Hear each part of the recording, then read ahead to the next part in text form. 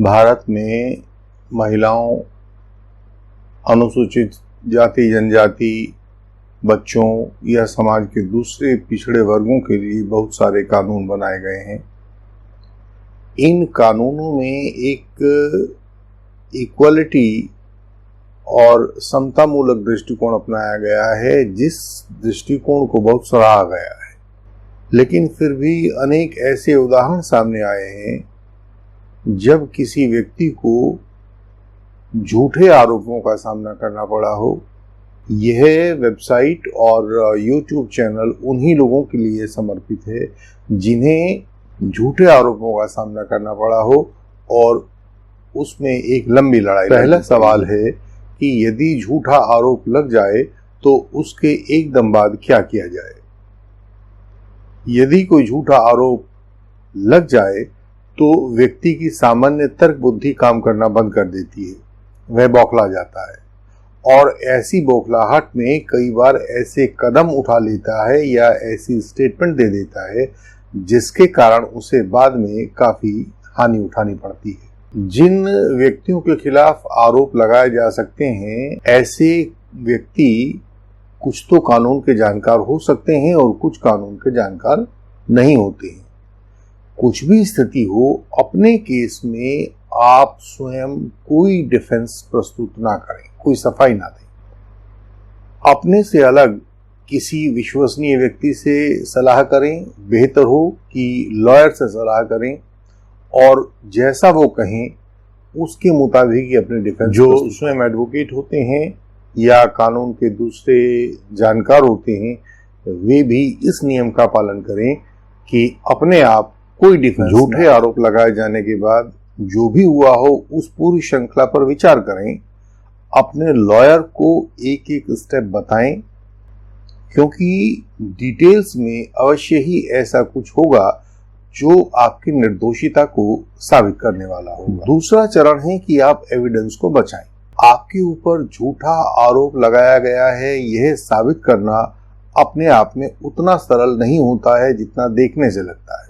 भारतीय कानून कुछ इस तरह से बनाए गए होते हैं कि जब भी आप आरोप के कटघरे में शामिल होते हैं तो कोई आपके ऊपर यकीन नहीं करना चाहता।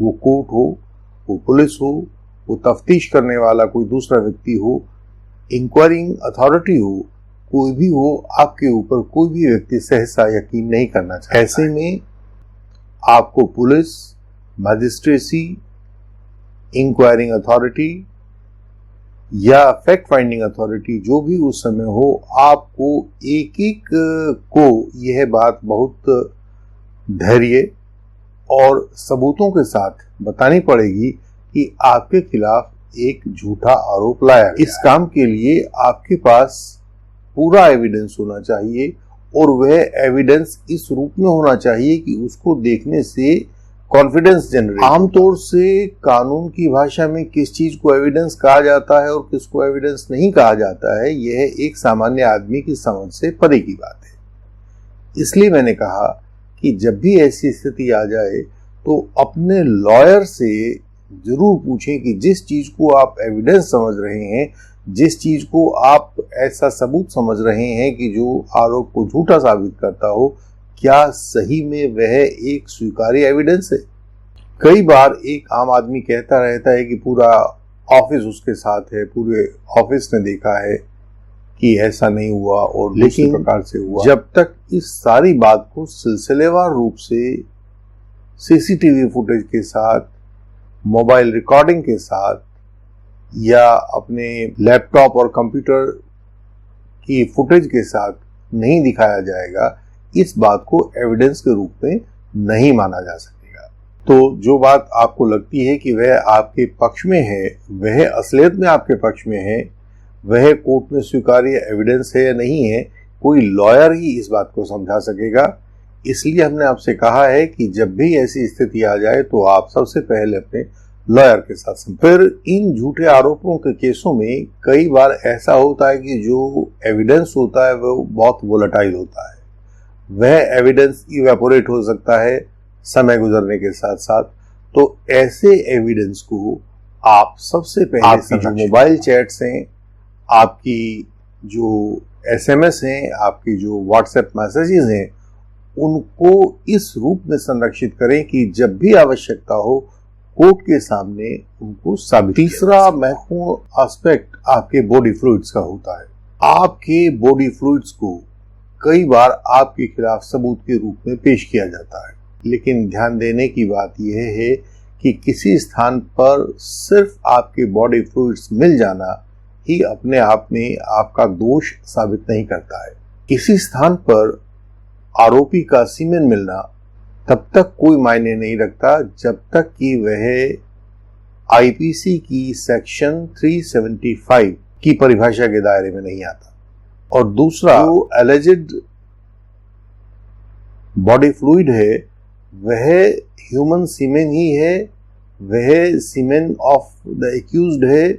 यह बात साबित करने के लिए आपको पूरा एक सेरोलॉजिकल एग्जामिनेशन की और डीएनए एनालिसिस के 16 मार्कर्स की पूरी चेन को एस्टैब्लिश करना होता है, तब जाकर वह आपके खिलाफ लेकिन सबूत बनता है। सेरोलॉजिकल एग्जामिनेशन और डीएनए मार्कर्स ये और इनके द्वारा सत्य को स्थापित करना केवल तभी पॉसिबल हो पाएगा जब आप अपने लॉयर के द्वारा ये सारी बातें एक एक करके अध्ययन करेंगे। आपके लॉयर आपको बताएंगे कि इसमें से क्या चीज आपके खिलाफ है और क्या चीज आपके पक्ष में है। चौथी बात है कि जहां भी आपको झूठे आरोप लगाए गए हों वहां पर आप कोशिश करें कि लैपटॉप, मोबाइल, अपना पर्सनल कंप्यूटर या इसी तरह के जो भी दूसरे इलेक्ट्रॉनिक उपकरण हैं उनको तत्काल प्रभाव से जब्त किया जाए, उन्हें संरक्षण में लिया जाए और उनकी जांच करवाई जाए।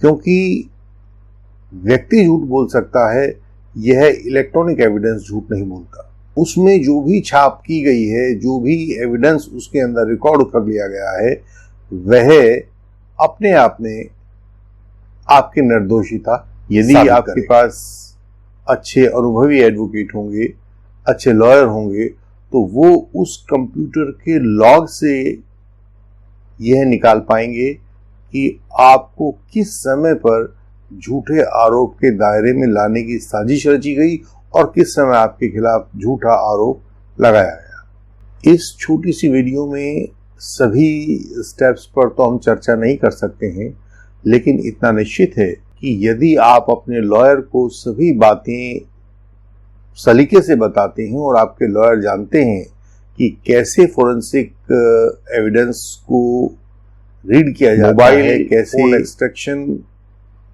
को सही तरीके से किया जाता है, कैसे बॉडी फ्लूइड्स का सेरोलॉजिकल एग्जामिनेशन किया जाता है और कैसे उसके 16 डीएनए मार्कर्स को कंप्लीटली डिस्कस किया जाता है, तब वो आपको इस मुसीबत से बाहर निकाल पाएंगे। सर्विस वेबसाइट ने आपके लिए ये तमाम विकल्प उपलब्ध कराए हैं।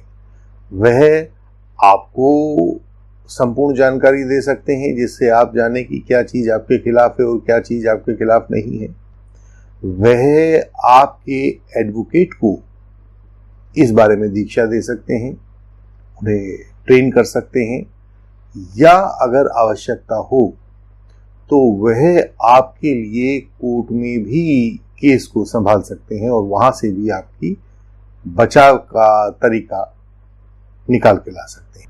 इसलिए इंडियन लीगल सिस्टम, जिसका कि यह यूट्यूब चैनल है, इंडियन लीगल सिस्टम ने आपके लिए, जो भी लोग झूठे आरोपों के दायरे में फंस गए हों, उनके लिए एक पूरा सपोर्ट सिस्टम जनरेट किया है।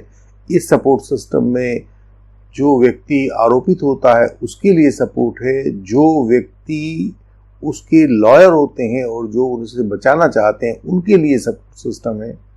और यदि आप दोनों ही मिलकर ऐसा नहीं कर पा रहे हैं तो आपके लिए कोर्ट में कैसे केस प्रस्तुत किया जाए, वहां पर किस प्रकार से क्रॉस एग्जामिनेशन के द्वारा सच्चाई को आपके फेवर में दिखाया जाए, साबित किया जाए, इसके लिए भी सपोर्ट। मूल रूप से मुद्दा यही है कि आपको झूठे आरोपों से बाहर निकाल कर लाया जाए और आपको आपकी प्रतिष्ठा, आपका सम्मान दोबारा दिलवाया जाए।